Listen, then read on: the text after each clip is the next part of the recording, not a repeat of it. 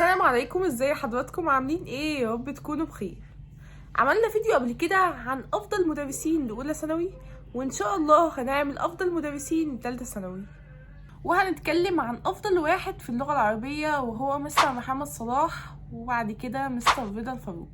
بجد مستر محمد صلاح شرحه مبسط جدا وجميل جدا، يعني من وجهة نظري انا كنت بسمع شرحه وبيعجبني شرحه جدا، وهو مستر محمد صلاح. رضا الفاروق في ناس كتير بتشكر فيه، فشوفوا انهي اللي يناسب ليكوا اكتر. وتاني حاجة، افضل مدرسين في الكيمياء عندنا مستر محمد عبد الجواد ومستر خالد صقر، بس من وجهة نظري واللي انا كنت بسمع له هو مستر خالد صقر. تالت حاجة، من افضل مدرس في الانجليش للثانوية العامة عندنا 2 انجليشاوي ودروس اونلاين. دروس اونلاين انت بتعتمد عليه كل الاعتماد في الجرامر، يعني هو بيشرح لك شرح مبسط جدا وشرح جميل جدا في الجرامر، فدول افضل 2 في الانجليش. ومين بقى افضل مدرسين في الفيزياء لتالت ثانوي؟ هما 3: حسام خليل، محمد عبد المعبود، ومحمود مجدي. بس من وجهة نظري واللي انا كنت بشوف شرحه وهو محمد عبد المعبود وحسام خليل.